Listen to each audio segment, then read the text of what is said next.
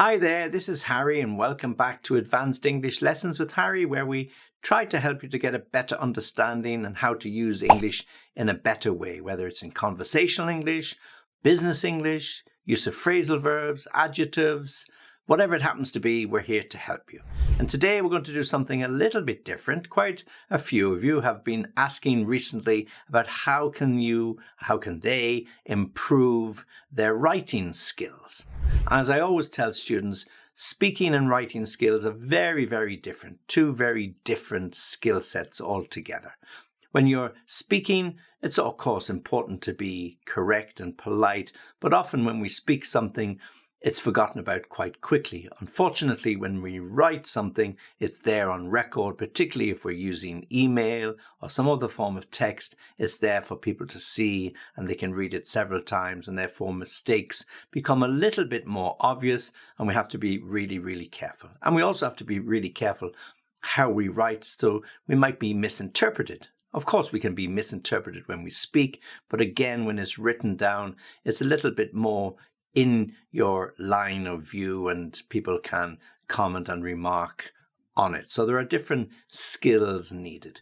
When we're speaking to people, we're often speaking to our friends and colleagues, and making little mistakes is not really so important as long as we are fluent.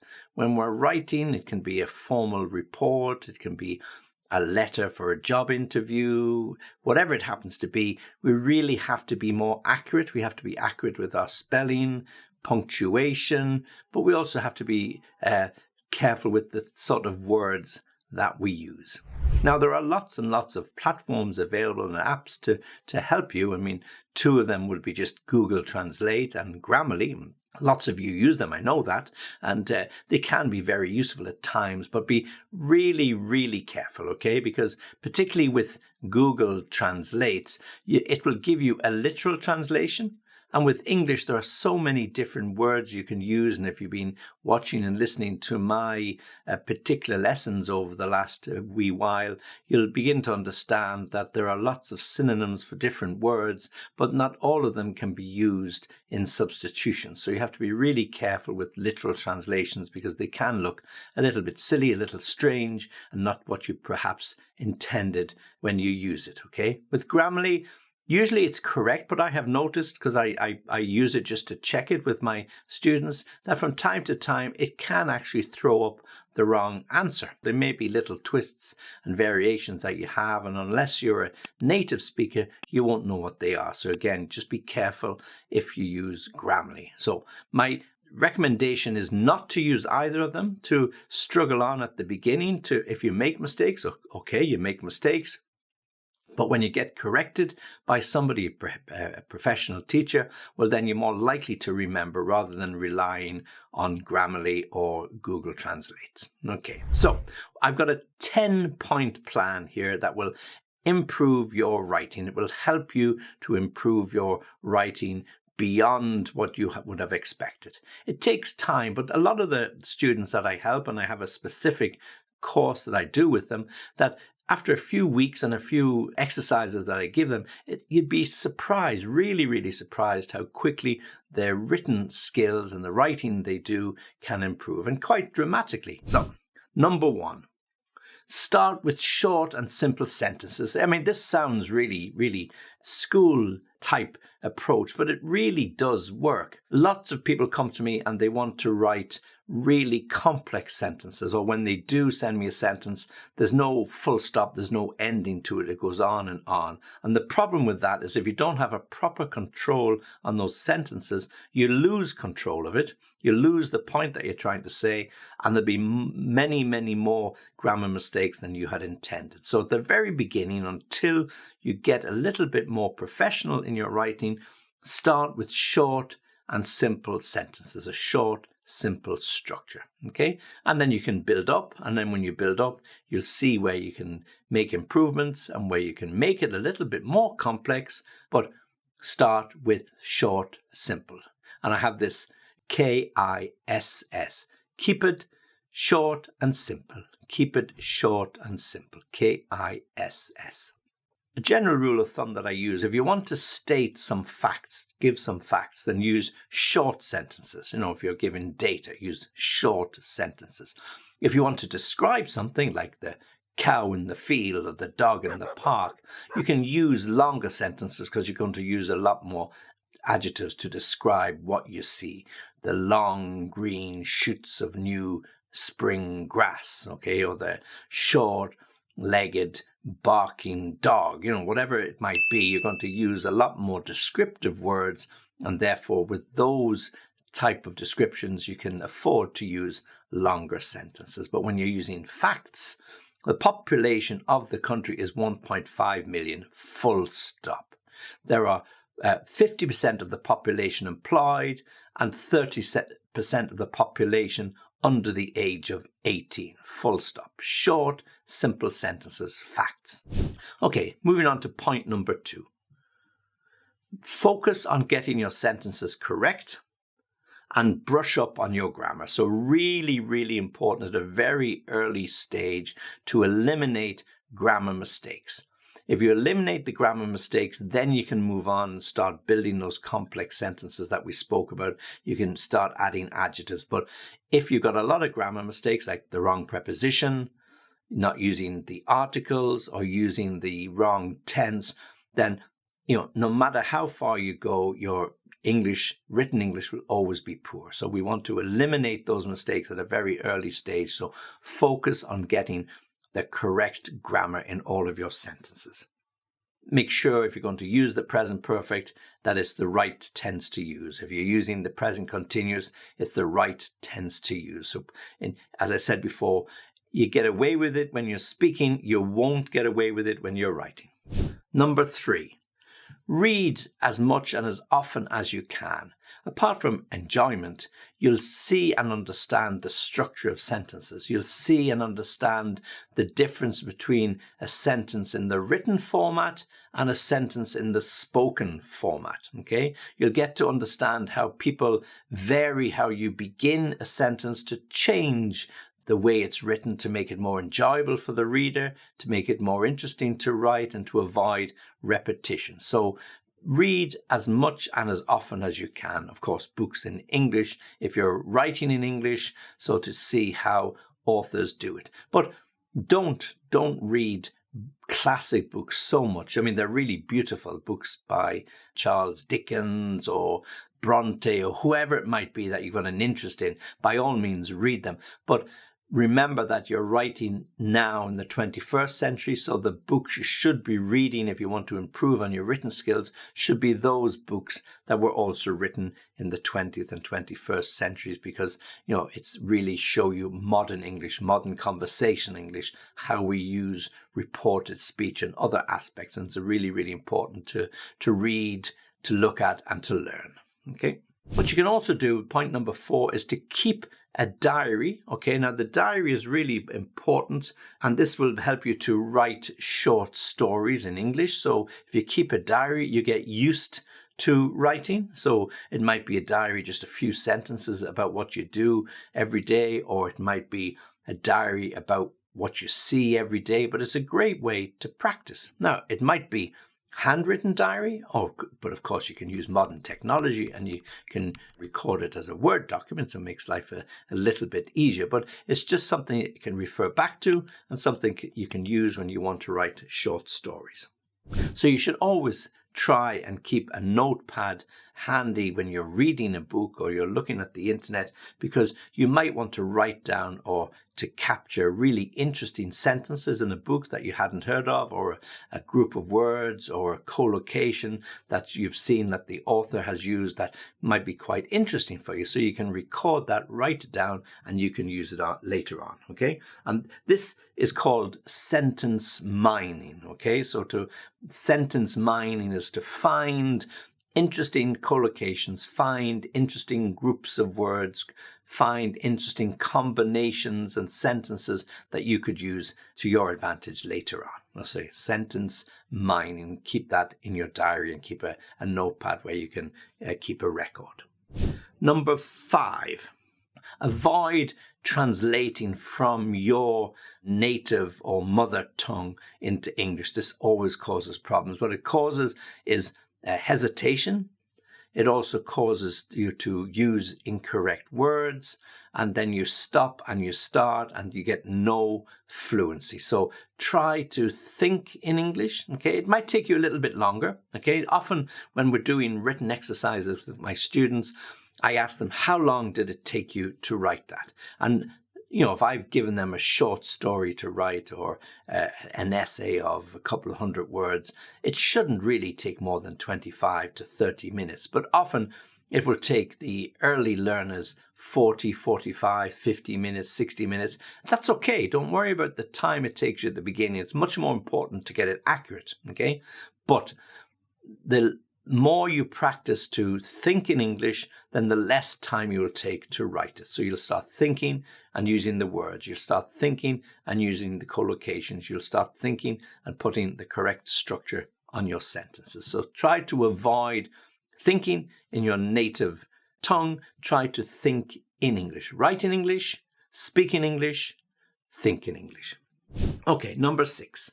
Now, here's an important point. When you're writing, particularly from a business perspective, if you're writing a proposal, or if you're writing a memo, or you're writing a position paper, whatever it happens to be aware of the audience who's going to read it. When I was a bit younger and I was writing, I would always have in mind that I'd expect the most senior person in my office, my boss or his boss, to read. And they may not, of course, but I always imagined that they would be reading it, and therefore I'd want to write the best I could possibly write. Not just to scribble down something, not just to throw a few words together, but to write something as clearly and as specific as I could be. Okay, so I would focus on the grammar. I would focus on making sure that I had the correct structure in my sentence. I would focus on avoiding repetition and also punctuation. My old boss really didn't like bad punctuation. So to make sure that you focus on those things, to expect that the most important person that's in your office, you expect them to read it, and that will help you to focus and produce better written papers, better written documents, better written emails, okay? Number 7, this is important, particularly in writing. We have to be really careful about the language that we use. Now, I don't mean here about good and bad language and swear words. Of course, you shouldn't use them, particularly in a written format, but the register, okay? Whether we're talking about formal or informal, really important, okay? If we're writing a business proposal, a business paper, we should always write it in a formal way. If we're replying to a client, unless the client has asked us to be informal, then we should be more formal than informal. If we're writing emails to a colleague in the next floor, well then, of course, we can be informal in that way. We don't have to write everything so formal. So be aware and focused on the level or lack of formality in your written papers, in your written emails, in your written letters, whatever it might be. Just be really conscious of that. Be conscious of how you address somebody. If it's somebody you don't know and you don't know their name, dear sir. If it's somebody if you're writing a letter of complaint, then it's going to be yours faithfully at the end, not best wishes or anything like that. So really be conscious of who you're writing to, be conscious of why you're writing to them, and be conscious of whether it's going to be formal or informal, and get that right and correct structure. When we're talking about structure, point number 8 is to make sure that you do actually have a structure in mind. Often when people start to write, they just start writing and they've no idea who they're going to write to, why they're writing to them, and more importantly, how they're going to structure it. So think about it before you write, before you put pen to paper, before you type anything. Think about the reasons why you're writing this email. Is it a letter of complaint? So what should be the sense of it, okay? The temperature of your letter. Or you're writing a letter to congratulate somebody, so how should you write that? If you're writing an invitation, how should you write that? Okay, so really think about it. And then when you're thinking about that, what should be the tone? Is it formal, informal? Is it pleasant? Is it complaining? Are you going to be really strong, or are there going to be soft words? How are you going to write that? So when you get that in your mind, then you can start writing. And you'll find that there'll be a much better flow of words because you'll have given it some thought. So have in mind that you're going to have an introduction. For example, if we're going to write a letter of complaint, we want to tell the person at the very beginning why we are writing to them. We are writing to you to complain about something. Okay, then tell them what you're complaining about.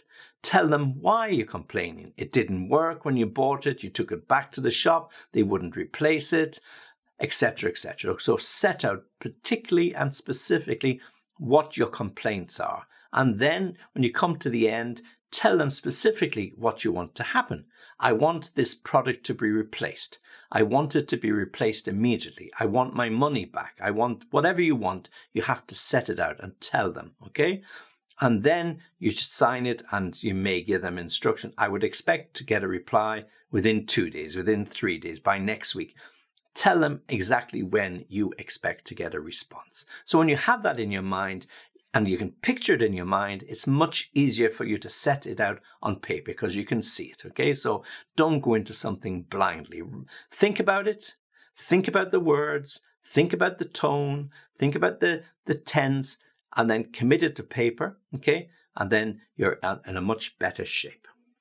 Now, when you've written something like that, particularly if it's a letter of complaint, what I would suggest is that you write it and then you walk away from it for 30 minutes. Go back to it and read it and see, are you happy with the way you've written it? Because you might have written it much too formal, or you might have written it in a much more hurtful tone than you intended, or it might be too harsh. Okay, so what you don't want is to write something, press the button and send it without checking it, because there are bound to be mistakes in it, particularly if it's not your native language, okay? So you should really give yourself a little bit of time to check it, to read it, and then to send it, particularly if you're talking about job offers. If you're writing a covering letter for a job interview, or a covering letter for a position or a place in university, please don't write it and expect that they will be happy if it's full of mistakes. I wouldn't if I got it, and I doubt that the university will be happy, because they're going to assess you on your English ability, and if your written letter going into them is badly written, well, it's not going to reflect so well on you, okay? Now, point number 9 then is to perhaps take an English class, if you need one, to work on some of these points that I've mentioned. Indeed, you could do with a second pair of eyes to look at your written work, somebody that can help you, somebody can set you assignments. What I do with the students I have, I start them off, as I said, with some simple English. I get them to write sentences that will enable me to identify and point out mistakes, and then I'm able to structure how the future written lessons should go. Okay, so then when I've gone on from the simple examples, I might give them just 4 words. For example, there was a bird sitting on the wall. Then I ask them just to write a little story around that. 80 words, 100 words, and you'd be surprised the mistakes people make. You'd be surprised how they lack adjectives to describe what the bird looked like. But then we can build up. So we correct the first 6 or 7 sentences, increase or improve the adjectives we use, and then after several attempts, we have a really good descriptive passage or short story to describe the bird sitting on the wall or the man standing beside the lamppost outside the house. Yeah, so just simple situations, but enables you to write in a professional way after a while, in a structured way after a while. You've avoided repetition. This is the really, really key problem with writing, is how much repetition there is. And the reason why there is a need for repetition is the fact that the vocabulary is limited. If you don't have more adjectives or more verbs or nouns, well, of course, there's going to be repetition. And it's not your fault.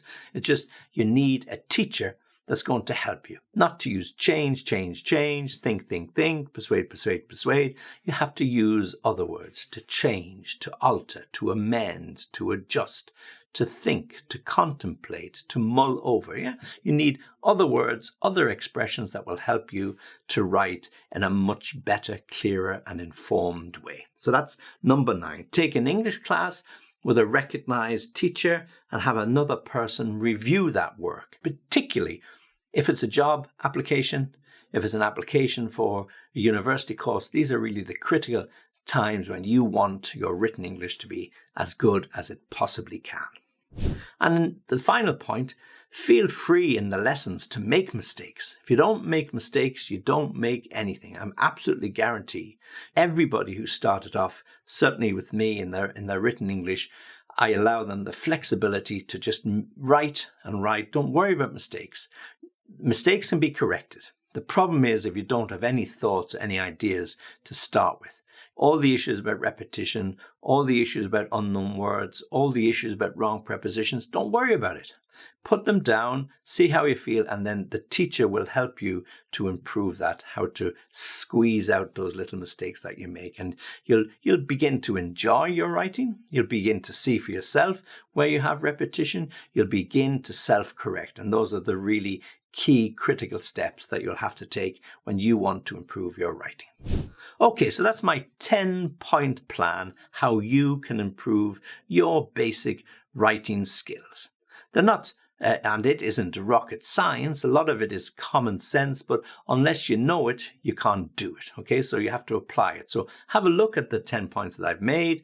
If you need any help, if you want any suggestions, please come back to me. Really, really important, as I said, is to read as much as you can. It's great to read. They don't have to be huge books, but just to read on a frequent and regular basis. It will really help you. Okay, so I hope that this particular lesson, my 10-point plan, will help you. I look forward to reading your good English in the future. If you need anything else, please ask me. You can contact me on www.English lesson via Skype. I'm very happy to help you and very happy to hear from you. And as always, join me for the next lesson.